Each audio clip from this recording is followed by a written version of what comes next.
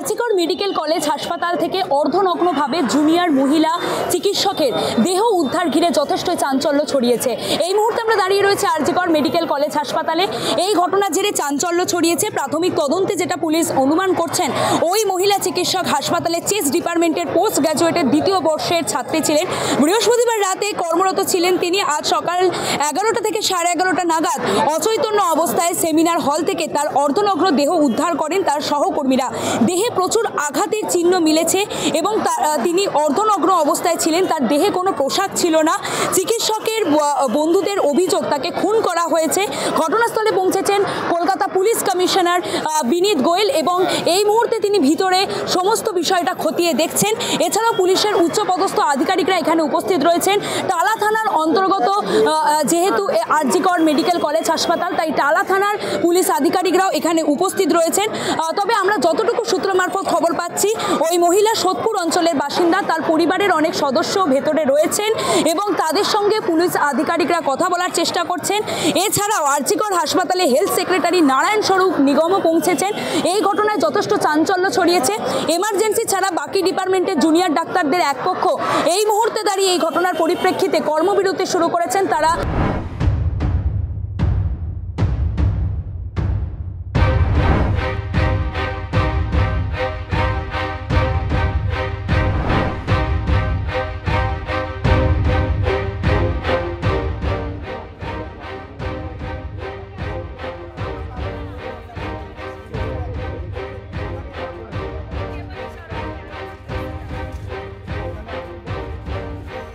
সবচেয়ে আশ্চর্য ব্যাপার, আজকে বিকেল 4টে বাজে রাতের ঘটনা, এখনো পর্যন্ত ম্যাজিস্ট্রেট এলো না। ম্যাজিস্ট্রেট না আসলে ডাক্তাররা বলছে যে আমরা কোনোভাবে বডি ছাড়বো না। এটা ন্যায়সঙ্গত দাবি, কারণ পুলিশের প্রেজেন্সে শুধু পিএম হবে এটা কিন্তু ডাক্তাররা মানছে না। ম্যাজিস্ট্রেটের সামনে যাতে পিএম হয়, পোস্টমর্টেম হয়, সেইটা ডাক্তারদের দাবি। দ্বিতীয় দাবি হচ্ছে জুডিশিয়াল এনকোয়ারি।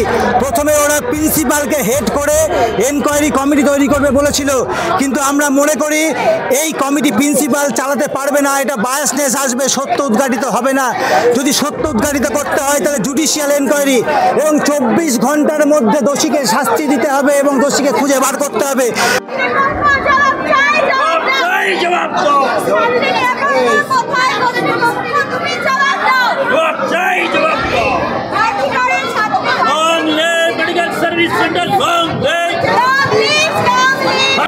এই ঘটনায় যথেষ্ট কিন্তু চাঞ্চল্য ছড়িয়েছে।